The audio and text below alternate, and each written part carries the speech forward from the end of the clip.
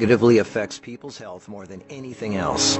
Alcohol, cigarettes, the donut, hamburger. Sure, they're all pretty bad for you, but most people know that and at least try to limit their intake somewhat to these items, even a little bit. But it's the things we don't think about that can really cause damage. Things we use every day so regularly we don't even think about how its constant use could actually be killing us.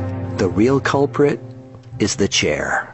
We were given legs for a reason. Most third world cultures don't even have chairs, and they walk an average of 10 miles a day. We in the modern world, on the other hand, spend most of our entire waking days sitting down. People go right from bed to sitting on the toilet, after which they sit at the breakfast table, then they sit in the car as they drive to work and spend the entire day sitting at a desk, only getting up to sit in the toilet and in the cafeteria. Then they sit in the car to drive and sit at the local bar for happy hour. Then when they've had enough of that, they go drive home and spend the rest of the day sitting in a comfortable chair watching TV before they crawl to bed to recover from all the physical exertion that day. And when people go out, they sit at a restaurant or a movie theater. Sitting all day is far worse for you than you might think. A 2010 American Cancer Society study following over 123,000 people from 1993 to 2016 found these alarming results. People who were inactive and sat for over 6 hours a day were 94% more likely to die during the time period studied than those who were physically active and sat less than 3 hours a day.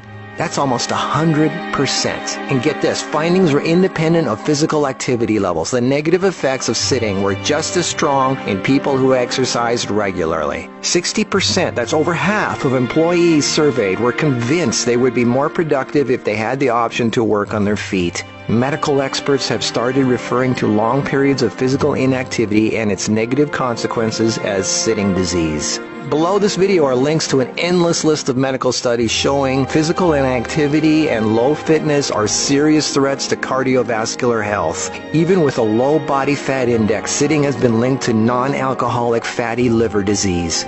Studies showing differences in brachial and femoral artery responses to prolonged sitting. Studies showing reducing sedentary time may protect DNA. Sedentary lifestyle has been linked to depression.